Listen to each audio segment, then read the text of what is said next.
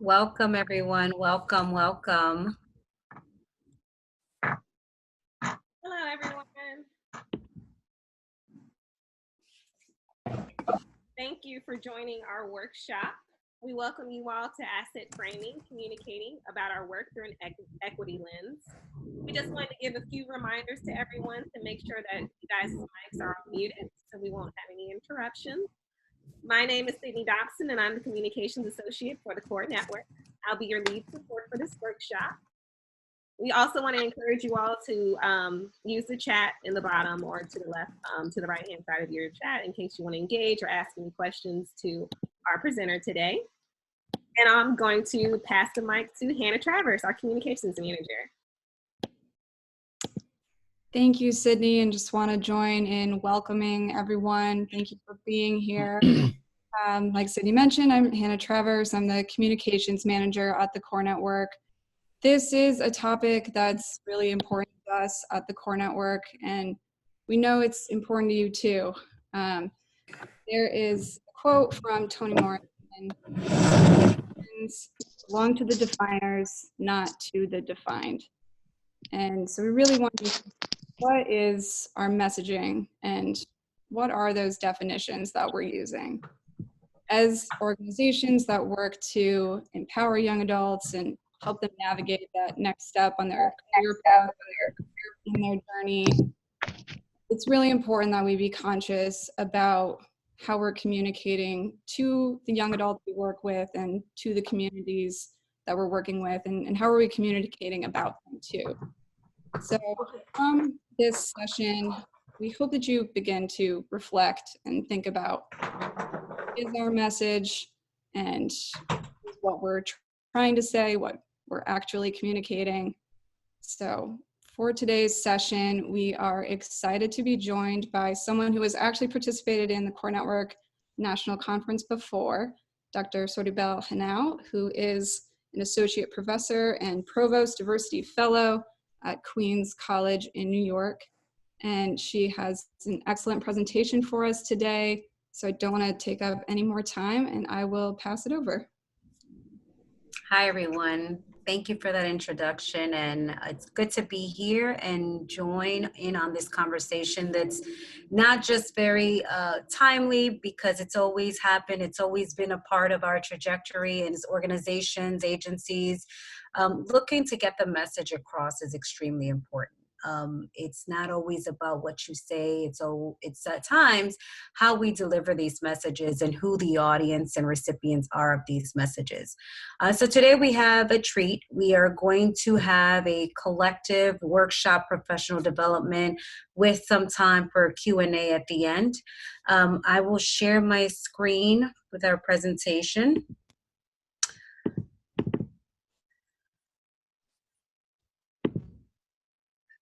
Can you all see this? Yeah, okay. All right.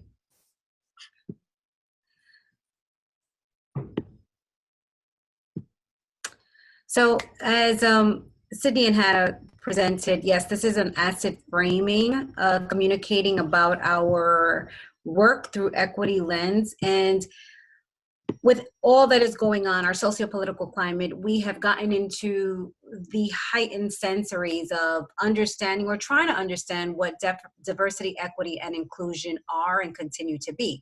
The fact of the matter is that outside of any COVID-related opportunities for employment right now, DEI is the highest sought out position. And it's not to say that you read something about it at the New York Times or the reputable or incredible newspaper or source and decide to go into research mode and become wiser than you were the day before, and all of a sudden you're an expert.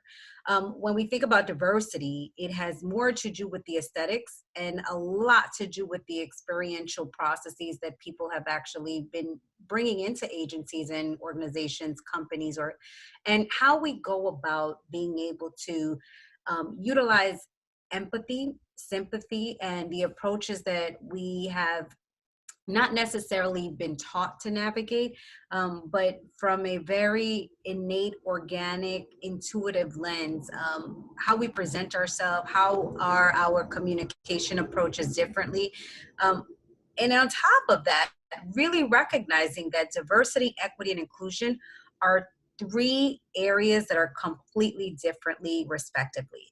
In addition to diversity, equity, and inclusion, we have justice and belonging, which speak further into, yes, if we're going to be equitable and inclusive, how much of that is actually welcoming folks to really feel like they're in a justified place and environment, but also, do I belong? And how is my belonging showing up? So we're going to reimagine, sorry about that, we're going to reimagine the culture of our communication beyond the social trends today, right? So in the coming days, months, years, you're going to continue hearing how it is that DEI, justice and belonging play a role in not just our organizations and careers, but how do we show up in our everyday lives? How are we personally being presented? How are we presenting ourselves? In addition, what is it about how we're personally disrupting our behaviors and our language usage that's actually having an impact on the communication styles that we are approaching? So our agenda today are these 5 key points. So we're going to review the verbal, nonverbal, and environmental slights, snubs, or insults, whether intentional or unintentional, that communicate hostile, derogatory, or negative messages to people based solely upon being members of marginalized groups.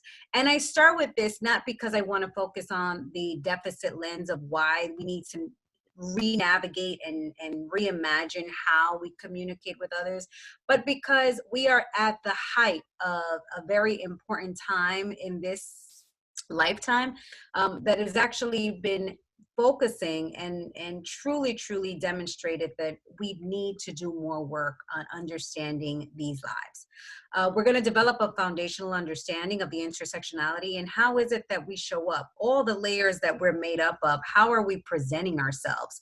How can the Corps Network cultivate efforts to collectively launch these strategies? So when we think about capacity, who's actually being included in this conversation?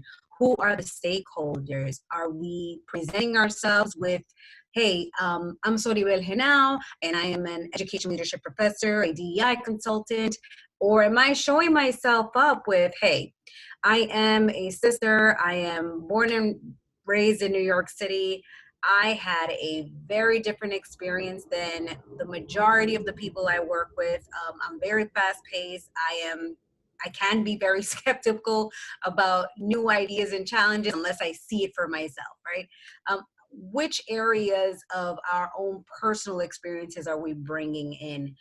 And are we even bringing our entire selves in? Are we compartmentalizing who we want to present? We're going to present key takeaways from the core network, and we're going to consider vision and strategy for role narratives, right? Responsibility for each other, how to practice these anti-deficit narratives, and truly promote the culture of community that not only shows up as an authentic way, but is embedded in all things that represent the true values of the core network.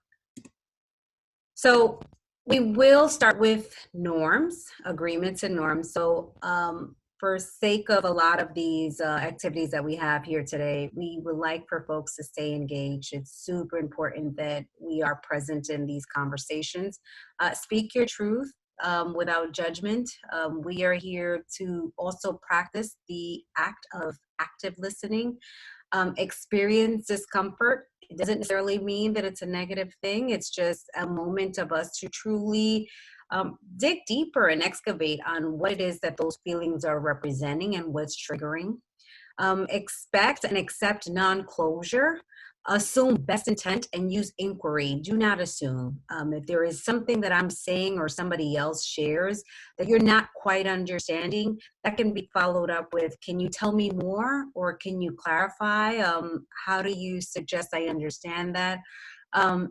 Let's name the red flags and elephants, right? We're going to call a thing, and we are going to have fun. I mean, there are going to be moments where some of these things you're going to realize, like, okay, I do that. I do take a role in that. I do take part in that. And it's so organic. I never thought of it. So let's start with introductions. There are a whole lot of us, which is great.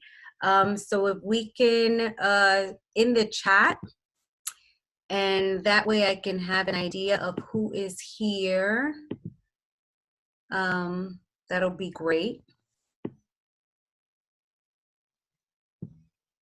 If you can enter your first and last name, role, what you hope to contribute and gain from today's meeting.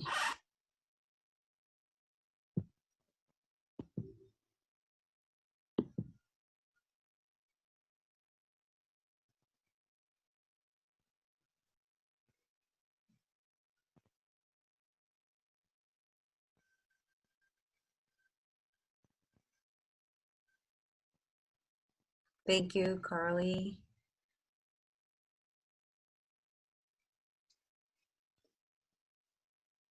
Thank you, Mackenzie, sorry. Stacy, discover your forest, great.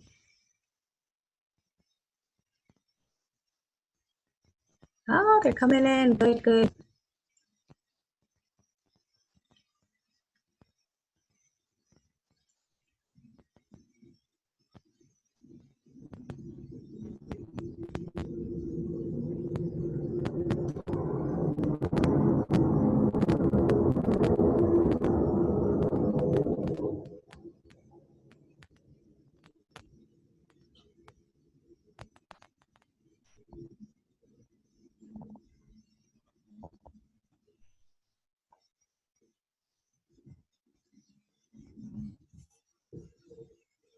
These are great. Thank you, everybody, for sharing. Keep them coming, please.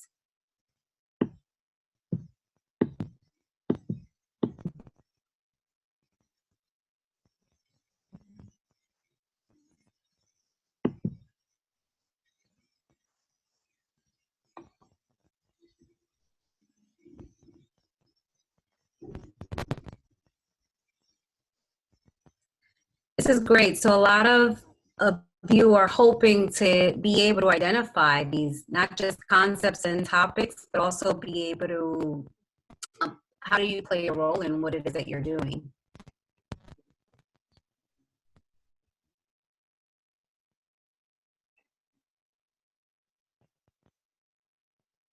Yes, motivation is key. Good, good, good.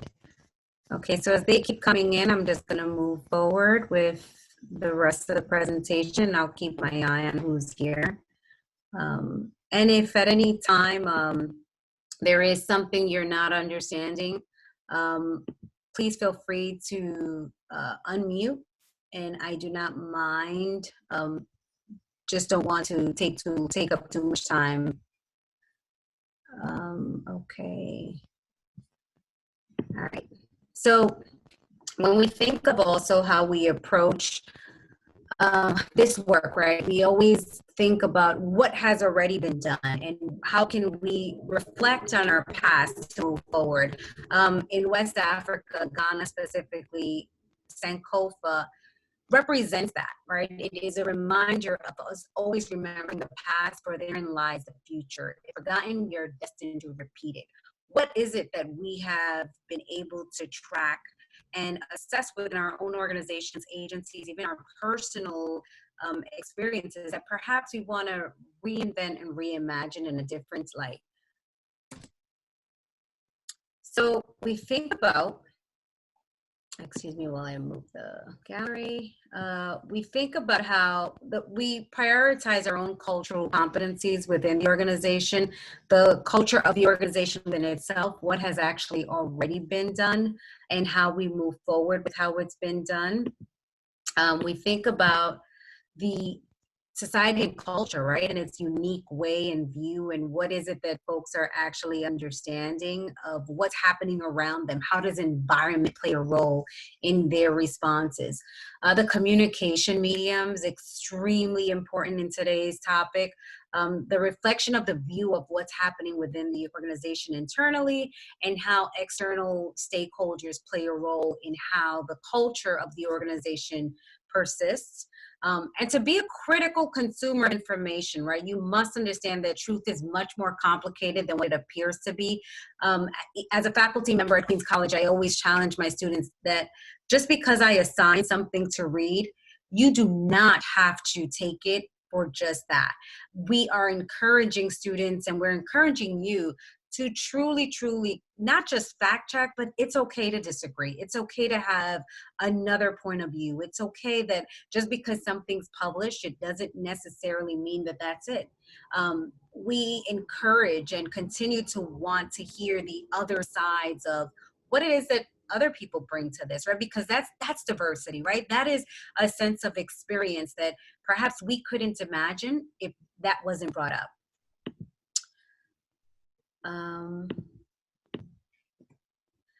So anticipated benefits of today, right? We think about the asset-based versus deficit-based framing. How do we view ideas, items, agendas, issues, concerns, emails, right?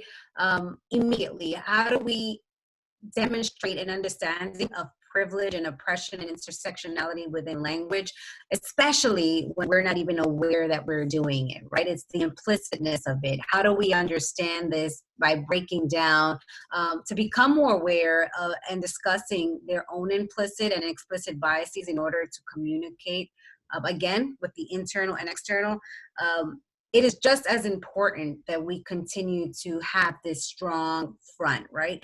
But the reason organizations tend to have what may seemingly come out as, we're very constructive, we work well together, there's collegiality, it's because we're truly afraid of what funders are going to think about us, right? The philanthropy community, the contracts with the governments, offices that are willing to, let's just be honest, give us the money that we need to run an initiative, an idea, because it's a tax write-off. The money is there. The money is there, and the money needs to be spent, because if you do not use it, you lose it. The participants will be able to demonstrate techniques to minimize the occurrence of microaggressions, biases, and ways to communicate when experiencing these languages, these microaggressive languages. Many times we are really quick to identify what it is that we're experiencing, but we are not really able to define what's happening. That presence of our own emotions showing up, and immediately we want to remove the emotions from the logics and not show up completely. So spotlight on language, important. And in here, we think about the approaches that we have been presented with. Part of it is culturally, but the other part is truly understanding that these are languages that have been embedded in not just how we've been taught and trained, whether it be academically or experientially, but how it is that we want to perceive them from now on.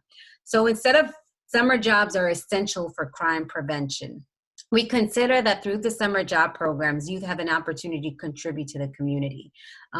Let's think of it from a lens that you are presenting this topic to somebody that is completely not aware of what's going on at your agency, right? And if the moment you present crime prevention, immediately there is this implicit judgment, right? It's not something that is automatically turned off and we're going to be objective all the way live, but it also presents an opportunity for your organization to not just come to a collaborative partnership, let's say with another organization or at another country or within another field, but there is this as we put it in education, there's this opportunistic lens, right? And it's opportunistic in that it's helping everyone.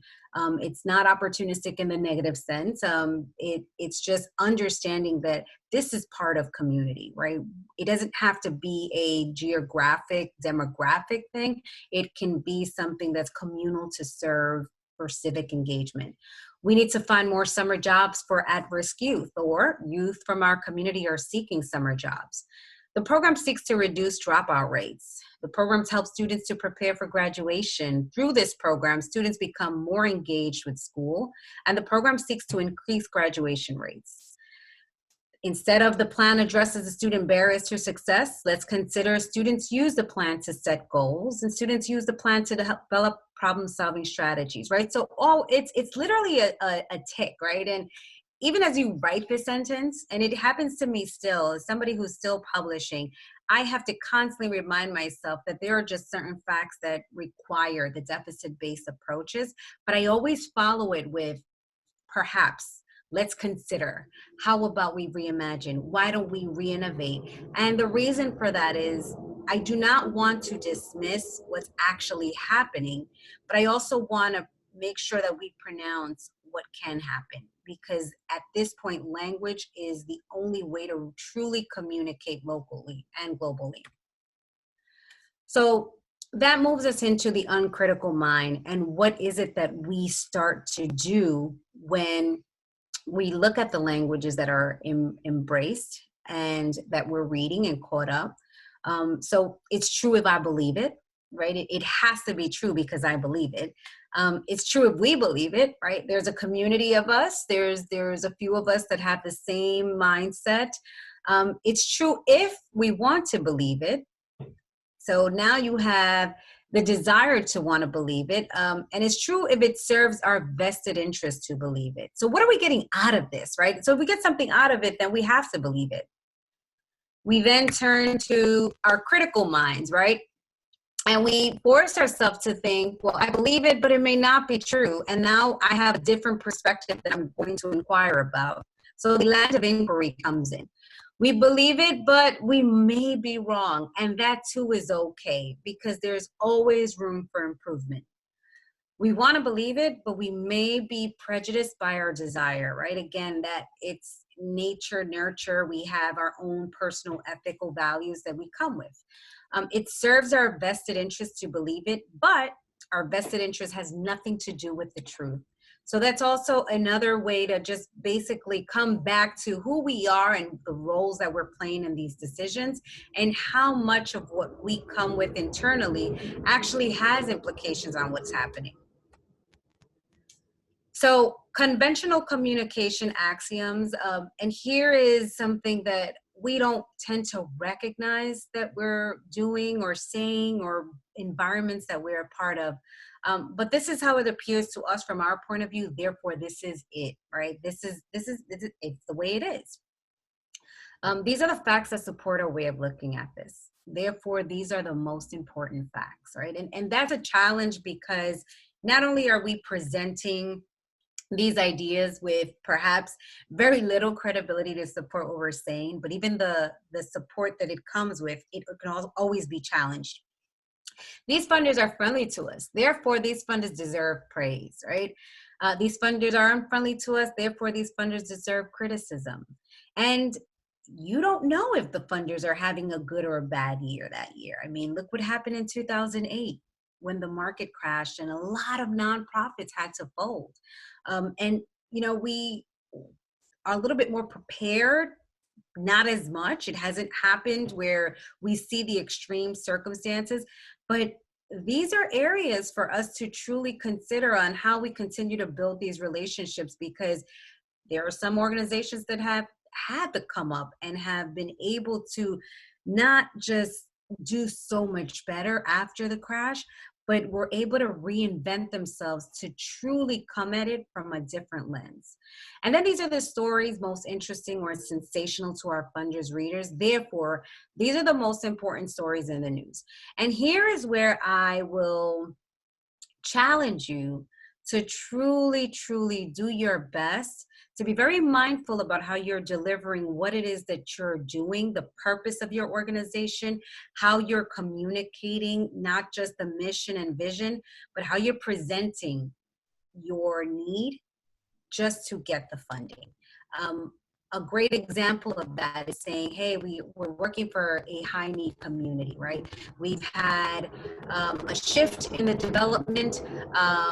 The property values have gone down. These families need us. A lot of the homeless population has increased. The education is not that well. That's sensationalized. Even if it's true, instead of providing, hey, here's an opportunity for us to reinvent the possibilities in this community? How do we engage the community members? Yes, there's a high level of homelessness, but let's even bring them in to understand what it is that we have to do as an agency to be more present, that we have to do to make sure that what we're projecting is not just the negative. It's not just this deficit lens. And look at the community that's been built. Look how they're supporting each other. Yes, they're growing crops, but they're also disseminating them. There was a high level of community that was not exposed. And he, through his work, was able to make sure that that was not just highlighted, but that the blind spots were also calculated. So think about identity here, right? And we bring up identity when we go back to thinking about the sense of communication axioms, because identity helps us to truly define as a separate and distinct individual our own behaviors, our own beliefs and attitudes, and who we are, right? What is it that we need? What is it that we do? The social identity piece, the part of an individual's self-concept, which derives from knowledge of membership of a social group. How do we value the emotional significance attached to that membership, right? So let's say you belong to an organization within your town that provides access to information. What does it mean to be a part of that organization? What does it mean to be a member of that social group? What does it mean to actually be able to say, hey, I have a child who's graduating from college in 2 months. Let me tap into somebody who's also a member in there. What does that mean, right? That's that sense of belonging, the belonging of knowing that you not only have access to somebody else's human capital, but that you feel there's a place for you, that now you're not necessarily excavating to find and dig more information than perhaps you already had in front of you. So how we explain who we are within the context of social groups and upbringing is also important. How are we allowed, or how are we accepted, or how do we then present ourselves to these social groups that to us as individuals mean so much, but then as a collective mean even more when you realize, hey, we all have these great intentions to do this great work. We want to not just help the community, but have this social impact that's going to elevate what it is that we're doing. As individuals, how are we showing up to these social groups? So here's an activity. Want you all to take the next few minutes. We're going to have breakout groups. And this activity is going to, actually, I think we said that we may just do this. Sydney or Hannah, could you remind me, please, before we take on the breakout group? I can break out people into breakout rooms if you'd like to. Okay. Well, I want them to also see the responses to the next slide, but I think this will be great. So the point of this slide is in that larger circle, that will be you as the individual. So I will have Soribel Henao, and then in the smaller circles around me, I will add what it is that also is part of me. So educator, New Yorker, live in Brooklyn, sibling, daughter, so advocate. You add all of those and then we'll come back. So I would, in the breakout groups, what you will do is share out who you are, and then we'll come back. So you have maybe 2-3 minutes, fill these out, and then in your breakout groups, share amongst yourselves you as a person, so reintroduce yourself, and then the other layers that are components of who you are. And then we'll be back to share out.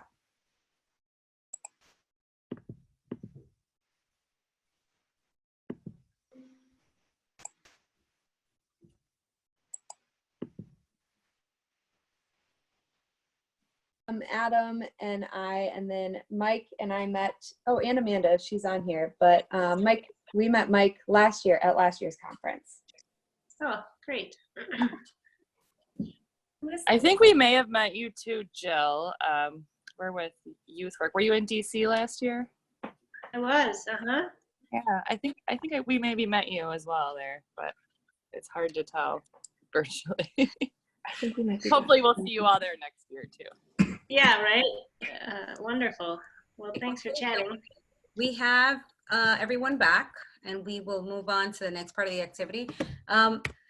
So here I would like for 4 participants to answer one of these questions respectively, and this is obviously due to our time.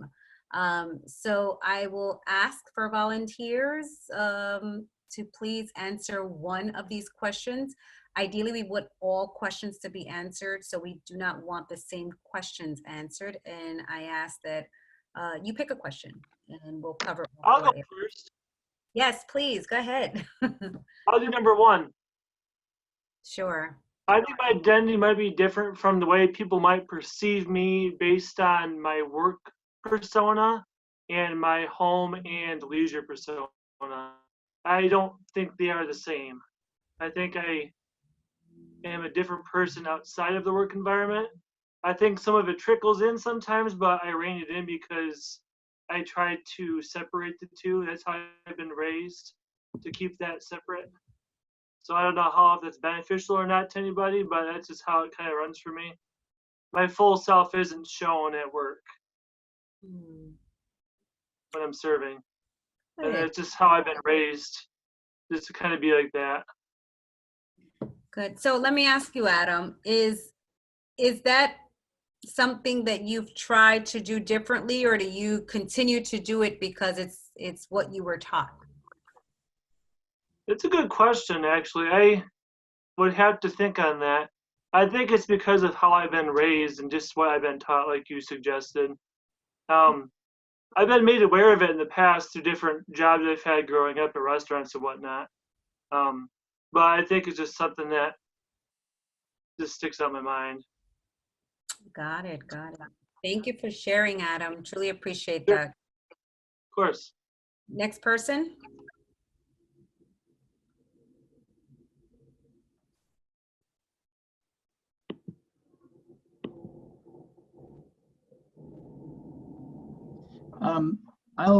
I'll weigh in on question number 2.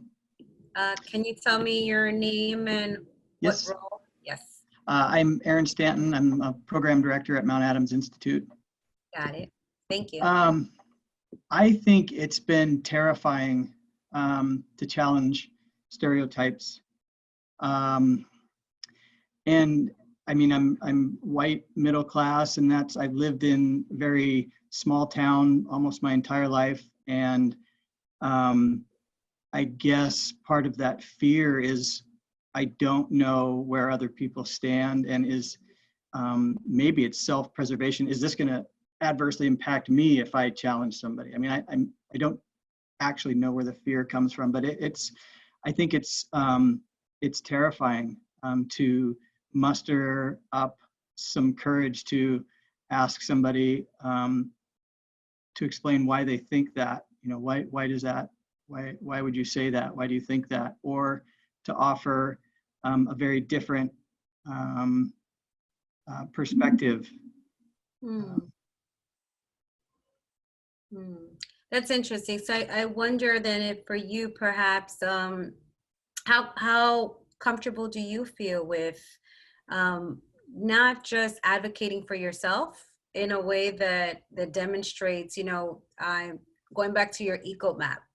Yes, I'm Aaron Stanton, and yes, I do this, but hey, I know a little something about this, and this is how I can show up to have something where our worlds do intersect. Is that something you've ever thought of?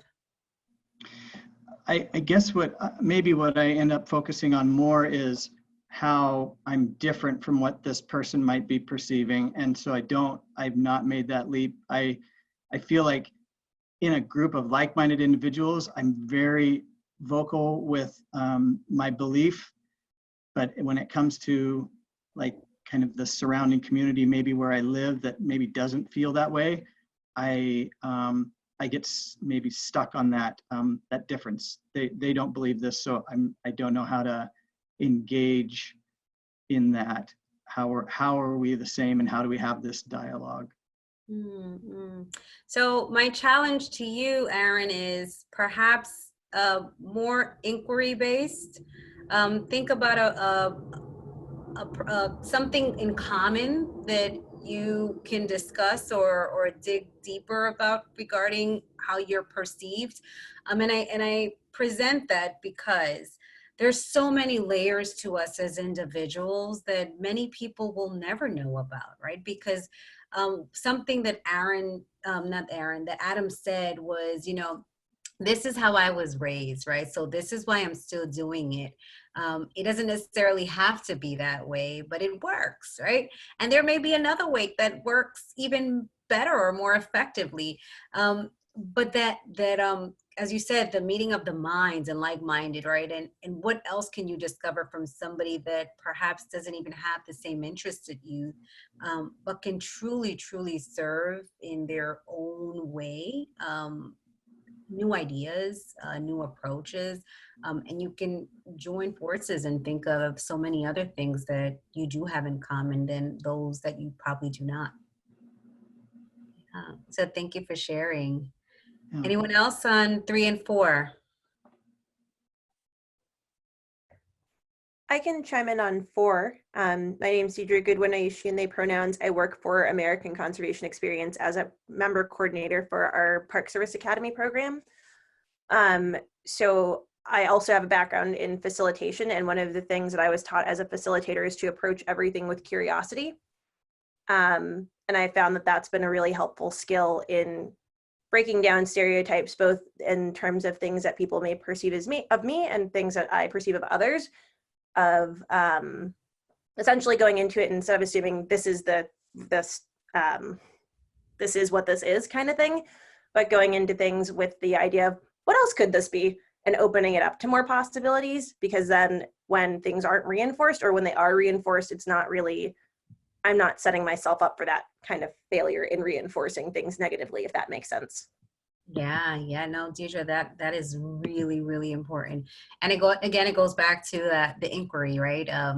How do we show up with wanting to be more curious when we truly don't know about anything about what's being presented, or know very little about it?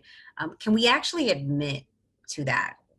What happens when we're exposing ourselves to that level of, hey, I honestly do not know what this is about. And I do want us to give ourselves a bit more grace with everything that's going on today and in the world, right? It's okay to say, I don't know. It's okay to say no. And it's also okay to say, I have no idea what's going on. And I promise you, unless it's something that's dire, I have not seen those responses over the last year really break anything. Even during some of our own Zoom calls, I don't know if this happens to you, but there have been moments where I've had to ask folks, can you please repeat that? I just lost you, or I had a bubble in my mind right now, something else came in, because we are dealing with something that's completely different and a time that's so unprecedented. So thank you for that, Deirdre. That inquiry-based ideology is so important, especially when we think about the personal and work life areas. One more person.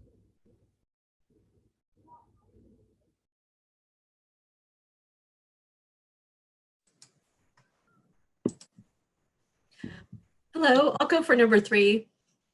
Yes. My name is Jonica. I'm from American Youth Works in Austin, Texas. And on number 3, I actually, when I'm in conversation with people and, maybe we're talking about the work that our organization does, this can be people outside also, just friends and acquaintances, and I'm describing the work our organization does, sometimes I do get the reaction of kind of, like, oh, you're serving vulnerable people, and kind of that negative narrative. And I will actually, like, very gently kind of correct, just kind of reframe the words used, and say something like, yes, it's people in our community that are in underinvested communities or in underinvested areas, and not label the the people as anything, because it's really like the circumstances and many different factors that go into creating these situations. So that's how I, because I feel it's like necessary to reframe or revise kind of current ideologies, current ways of thinking that are more of that negative narrative, and talk more about the systemic. That's great, Jonica. I think you're a little ahead here. So that's great.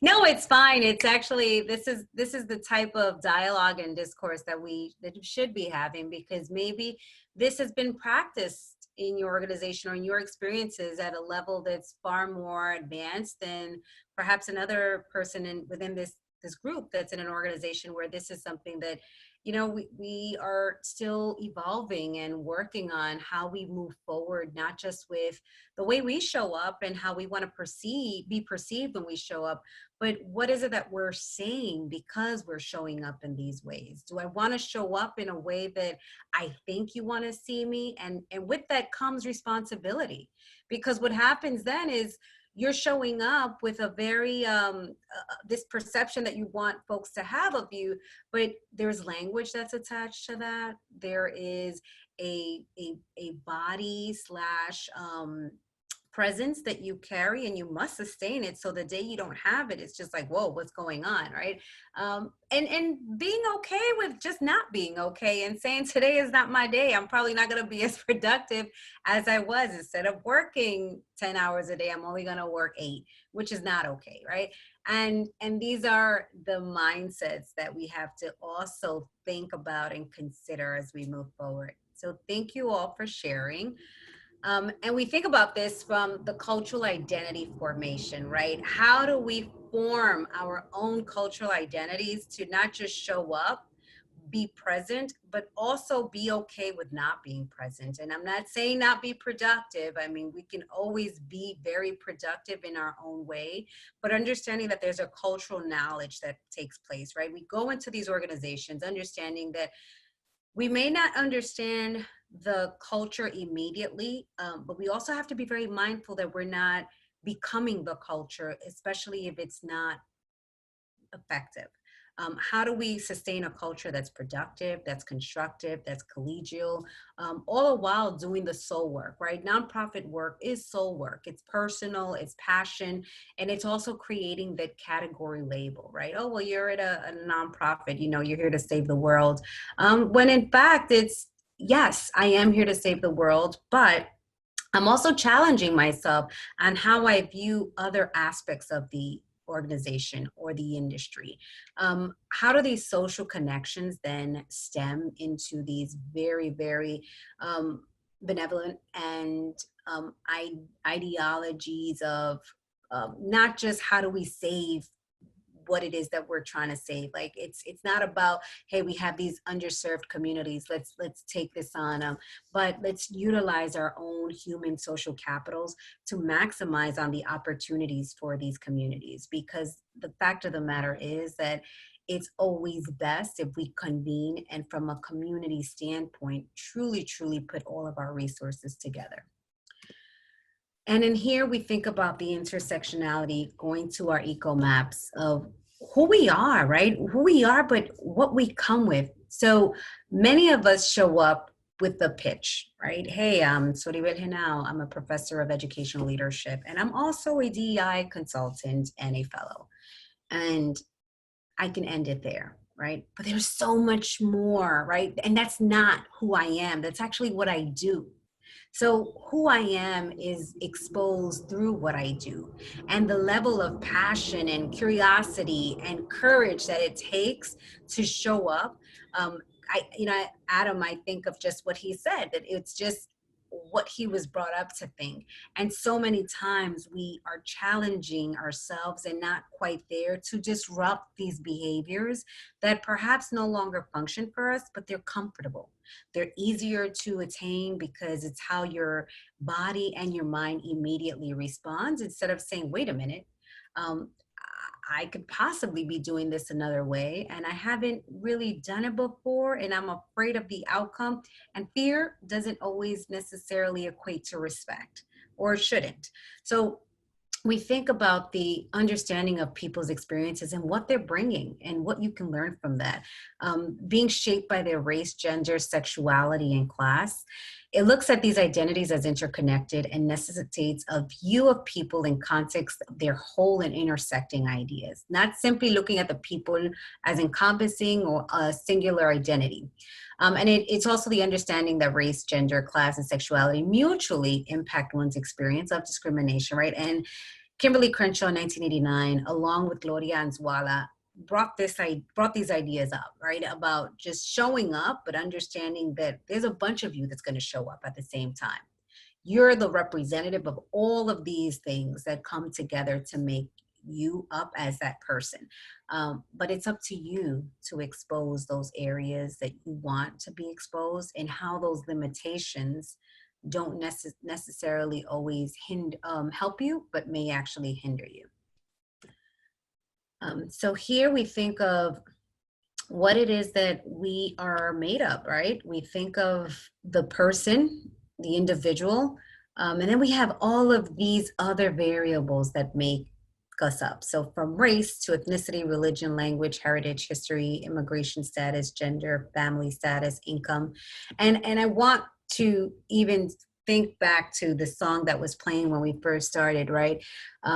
Stevie Wonder in the 1970s, that was one of his hits, right? And what he focused on was, here's a young boy from Mississippi coming into a big city, and how racialized and systemic issues were impacting his perception of who he was or who he thought he was.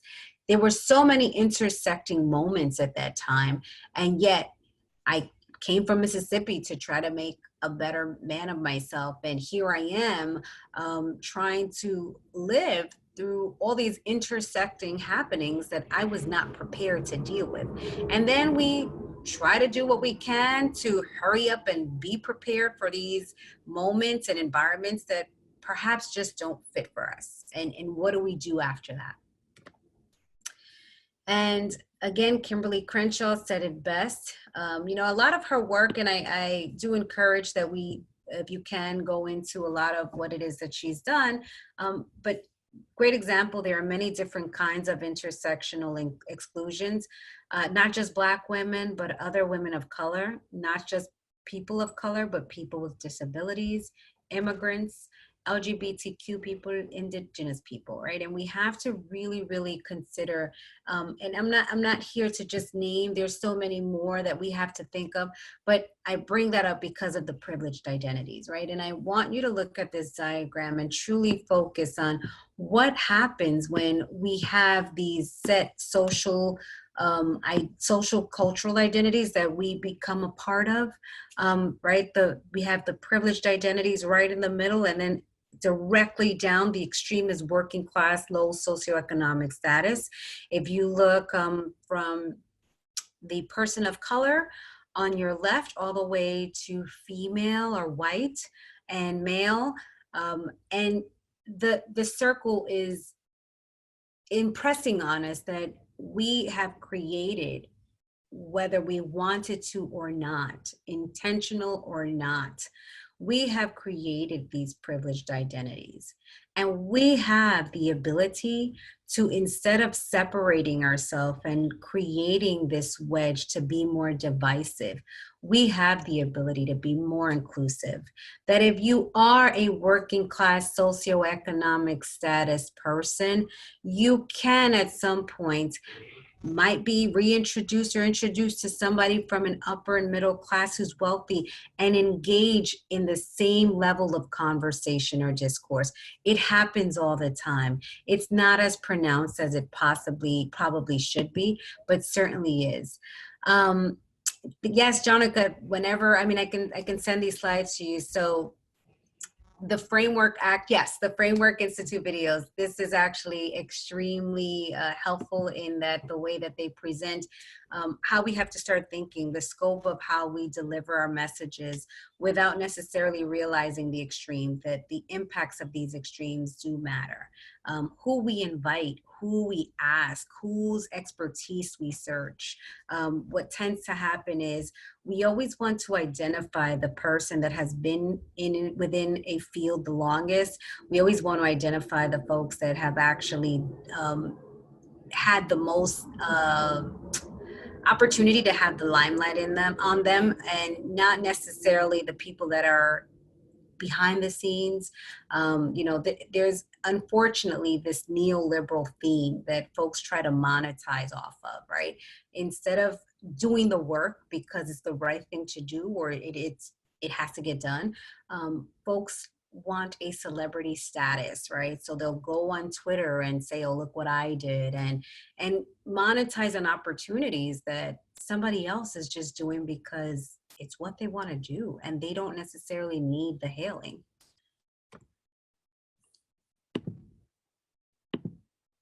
And here we move into the systems of minds that bring us to these approaches, right? So the associative system, which is super fast, has a habit of instantly framing narratives for us.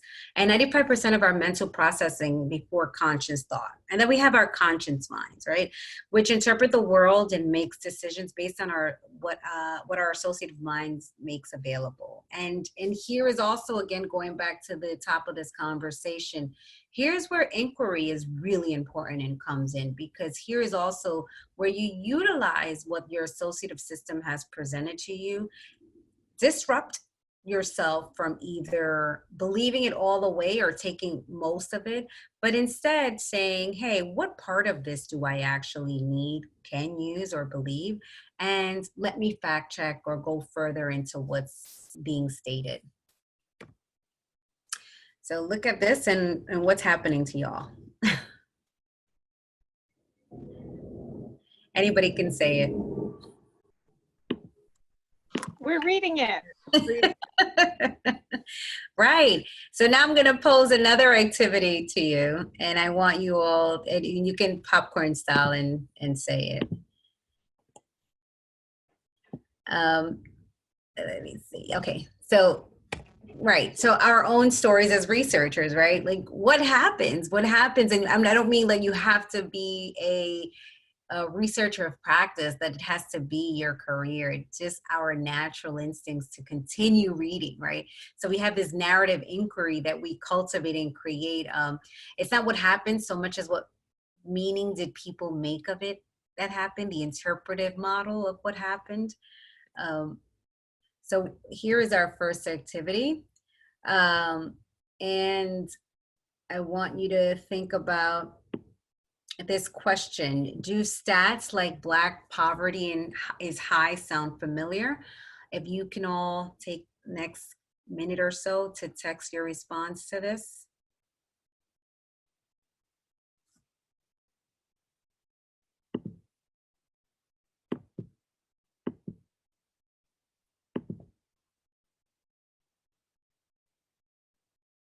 Uh-oh, hold on just 1 second while I activate that.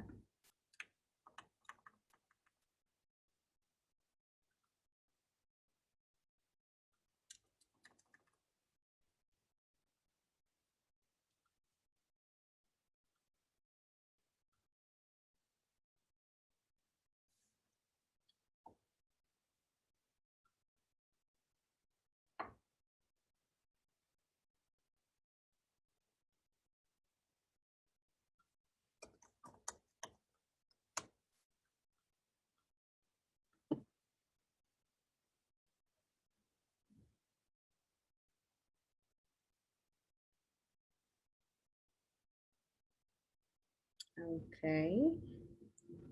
And go for it. All right.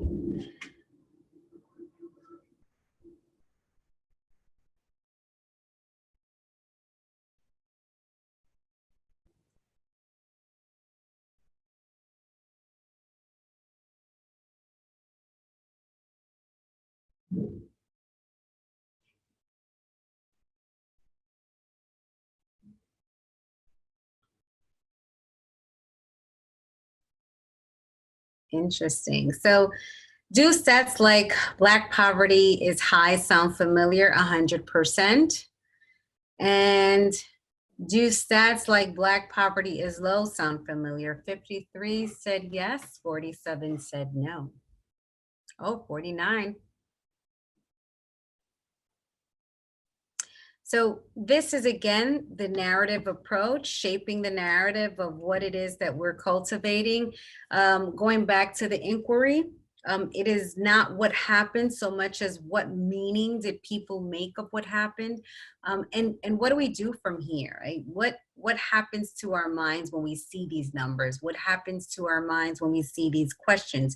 Who are we getting this information from? Where are our sources deriving from? So now, I know that most of you are not on camera, but for those of you who are, look at each other intently and think about everything that is wrong with the person you're looking back at you.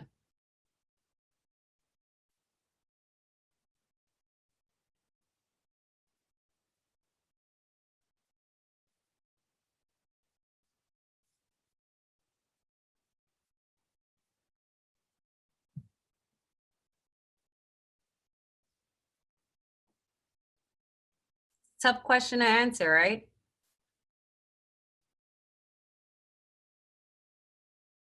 Yes, no?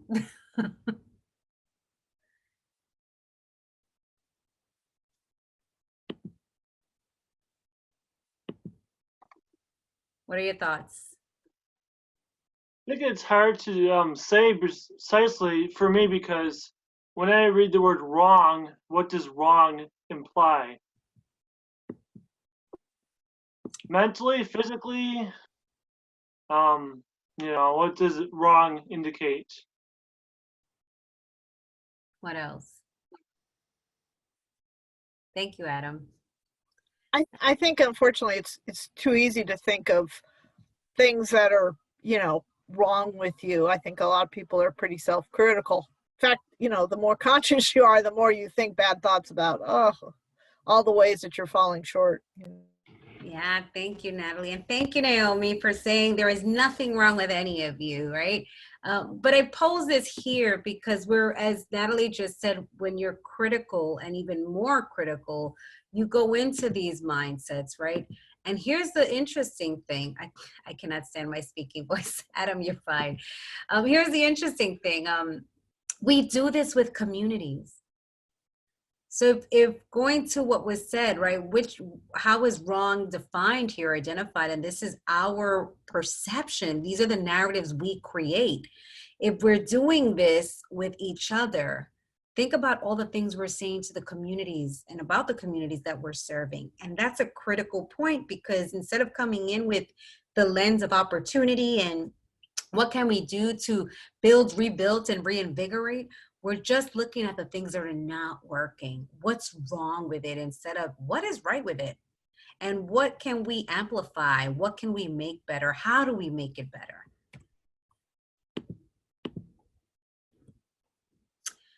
So here is a way to think about the missions and vision statements of our own organization. So the asset-based thinking perception, defining people by their aspirations.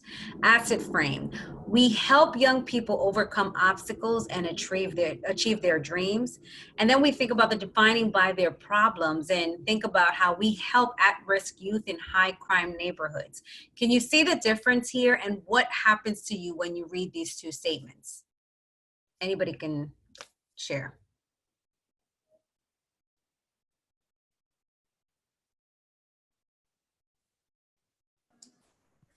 This is Wanda. Hi, Wanda. Hi. In the asset-based thinking, we're clearly feeling more empowered to respond as opposed to the deficit-based, because in deficit thinking, we tend to be overwhelmed by what we perceive as the problem, and then we feel that our influences are limited.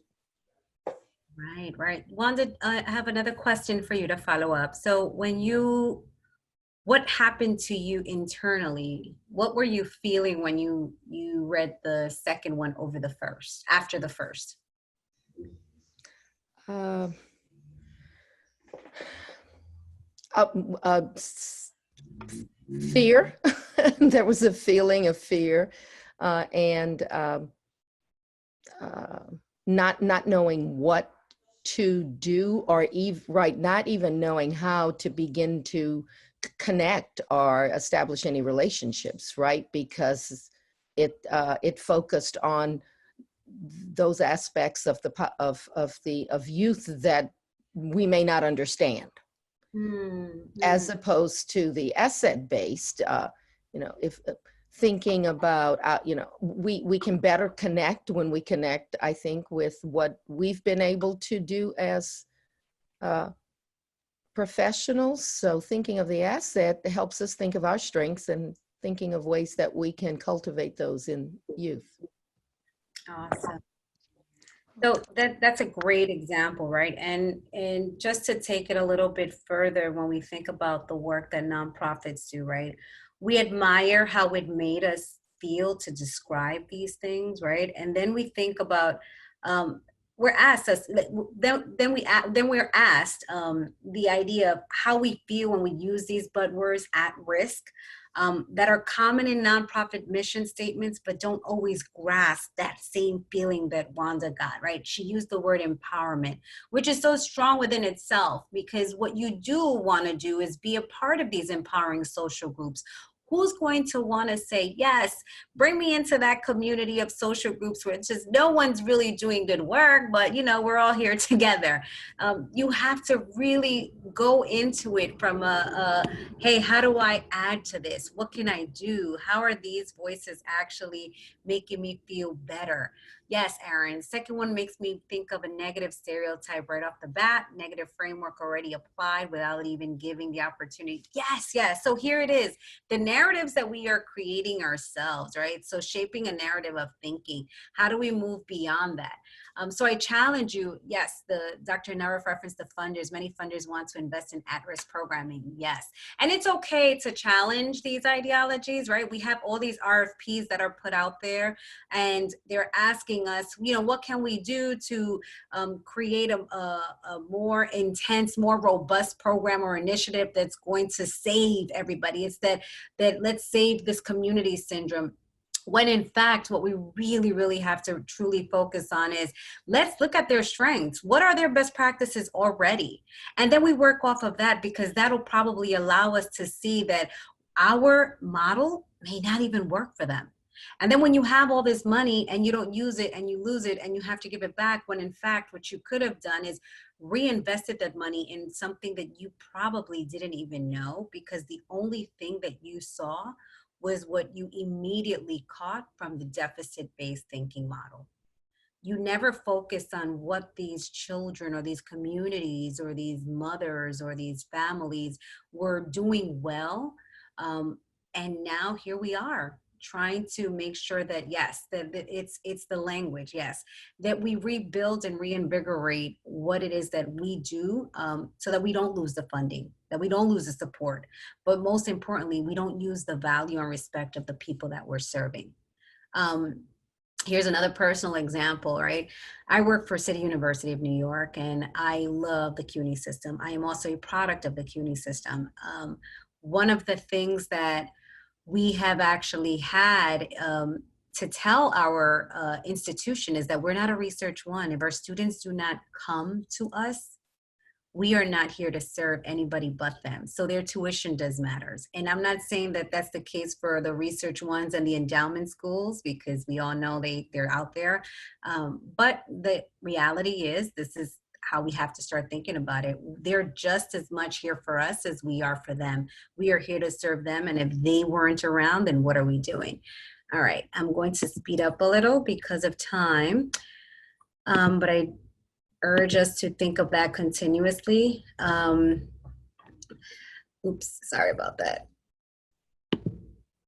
The cognitive dissonance is that we like the organization, but we're using words by default that don't make us feel good, right? So it's the asset framing doesn't ignore challenges. It's not about avoidance or substitution. It's about accurate to introduce a young person by their aspirations and contributions before mentioning their challenges than it is to sum them up as at risk.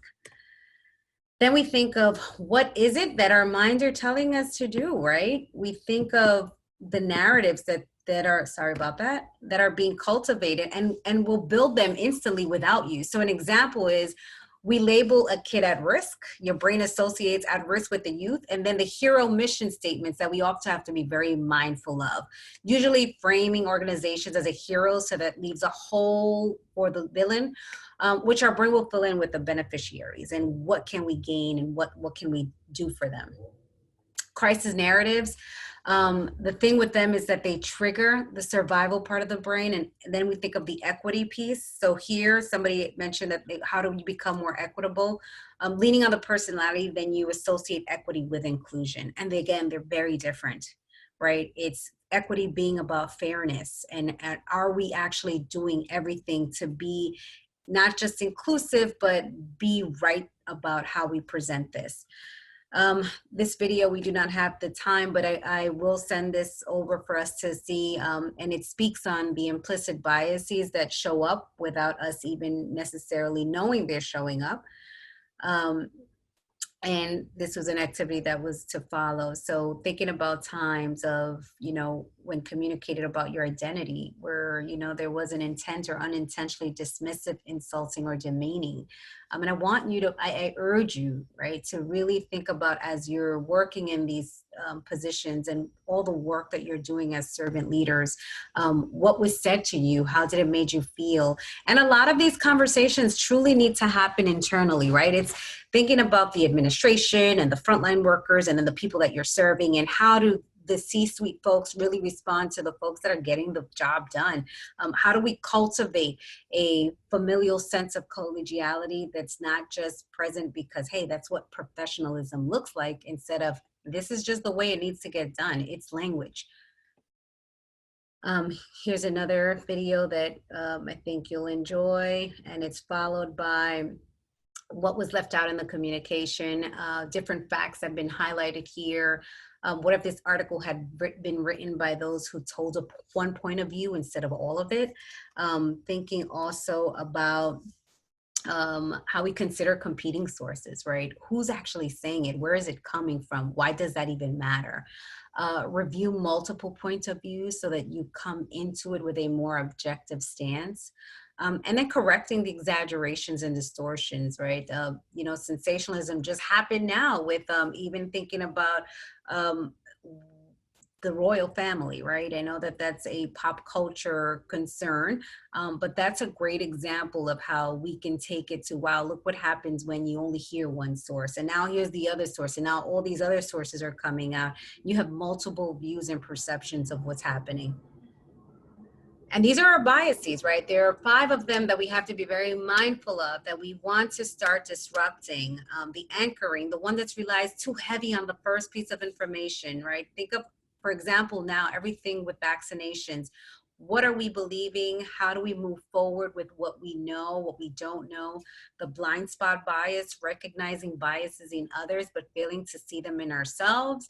And usually what they say is what you find in somebody else that you're having issues with is probably something you're struggling with yourself, and you're just not ready to call it out.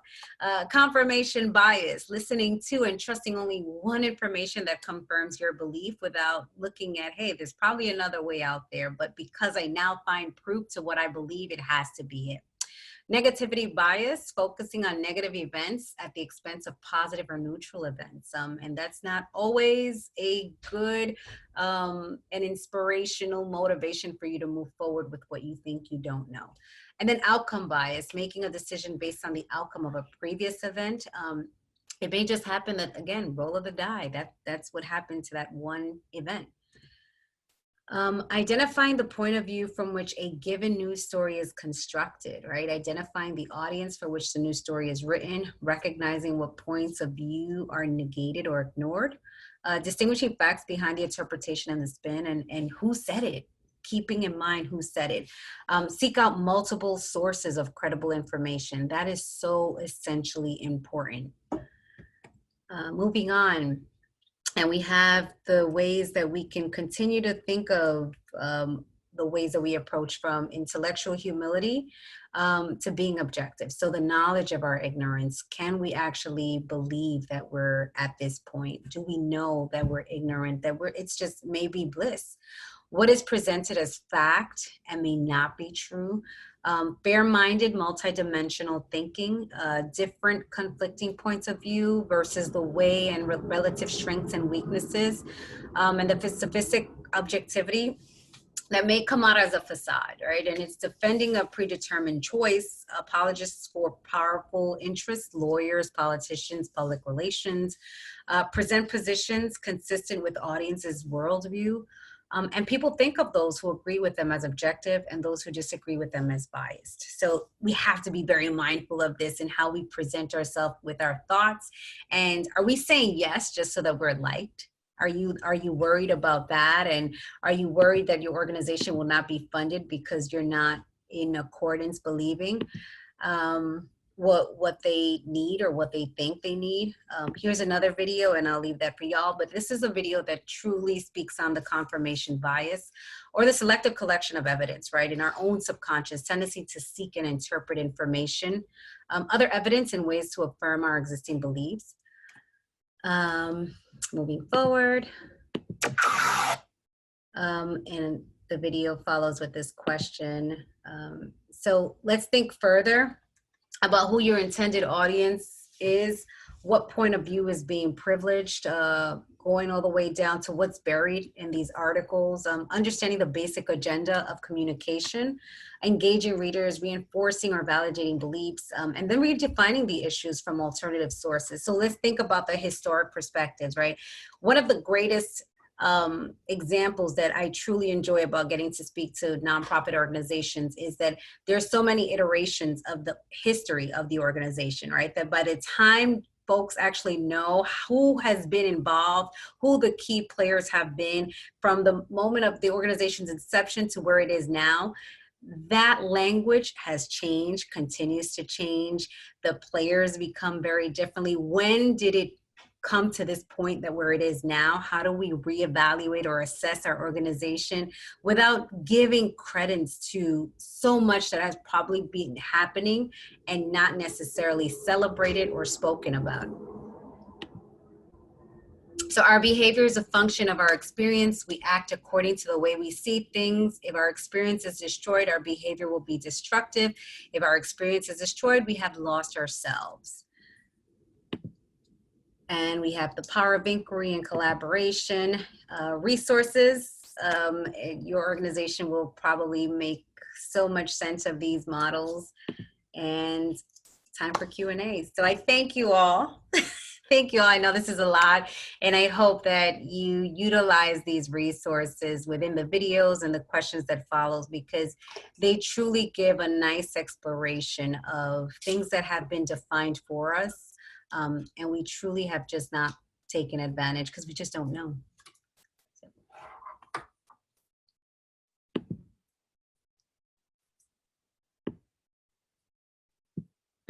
Questions. I have a question. Sure. So we've done a lot of work around asset-based framing, but you know, there's still obviously like the larger problems that are meeting our, you know, causing, why is our work necessary? Why do we do what we do? So how do we, you know, in some ways, I don't want to just be putting like a Band-Aid on it and call it asset-based when, you know, how do we look at the upstream problems? How do we, you know, talk about what the potential is and how we can help, but also be addressing like the systemic problems and causes that are like, that's the elephant in the room, you know, that we need to talk about. Yeah, Erin, that's a great question. And I'll say this, right? Right now, I'm personally part of an equity audit. And there are certain things that are coming out in these listening circles that are impactful. Because it goes back to what that last slide demonstrated, right? There's a history component that we have not come to terms with. There's a lot of information that many people do not know. So the elephant in the room, it's getting much more visible. And instead of just saying, hey, there's an elephant in here, we're all doing this. Like, well, let's walk around it, because, you know, if we just keep moving as it is, nothing will be said or done. Or we can continue doing it and we'll have the same exact outcome. But it takes a true understanding and level of communal building in these conversations. I will say that one way to start is find that person that's that great connector, the person or the people or the department, the group that has the ability to engage in ways that these conversations can take place, and then brought back to just call it what it is. What ends up happening, yes, it becomes like this unintentional healing circle, because there's just so much that's not known. And this elephant has gotten much more visible because there's a harboring of information that we didn't need to harbor. That if we just said it, we probably could have not gotten over it, but we could have found ways to truly discuss what has been disguised. And that is not something that culturally is promoted in any organization. It doesn't matter the sector, because it's about results, right? What are your objectives, and then what are your key results, and how do we move beyond that? When in fact, there's a whole journey that needs to be explored. People's inputs need to be truly valued. And one of the instances where you know an organization is getting this is when, I mean, the Gallup surveys talk about it all the time, right? People don't leave organizations, they leave people. If you have an organization that is truly good about valuing employee satisfaction and understanding, folks are going to want to do that. They're going to want to do the work, and they're going to want to go above and beyond, because it not only feels good, but there's something to be said about going back to that social culture. I'm a part of something that's much bigger than me, that's much bigger than us. And we can do this, but only if we are coming correct with ourselves. So I hope that helps, Erin. Yeah, it's a good reminder, like, for me to think about, like, the yes and, like, yes, our young people are incredible, and let's talk about all of the amazing opportunities and potential of them. And the system is broken. Yes, yes. No buts. Try to remove the buts, because the buts will only continue to be adding on to those deficits. Good call. Any other questions? I see the chat is moving. Oh, great. Okay.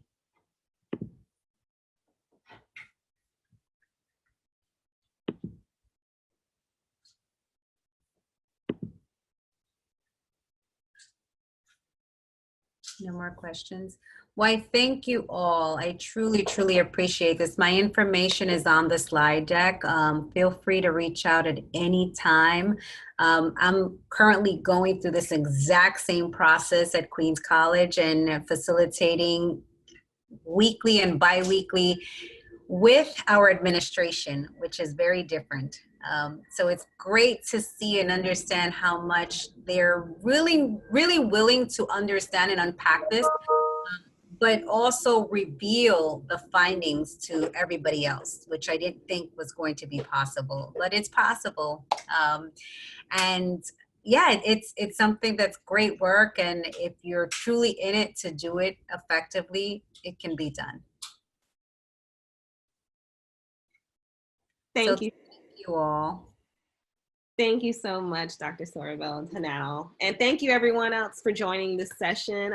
We really appreciated all the information and insight that you gave everyone. And I wanted to let everyone know, I saw in the chat that everyone was mentioning if the recording and resources were going to be available. Yes, they will. They'll be available on our Hoover page by tomorrow morning. We encourage you all to go to our Hoover session page and rate this session as well. You'll see it. Let me share my screen real quick.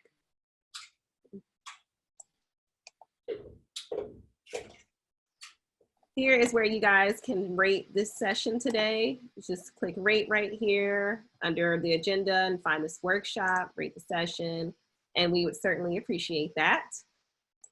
And yeah, just want to give a huge thank you again to you, Dr. Hanau, for all of the information that you gave today. Thank you. Thank you. My pleasure. Great meeting, everyone. And we guys will see you later at our other sessions, and we hope you come out to our movie night tonight. So hope to see you there. Goodbye, everyone. Thank you.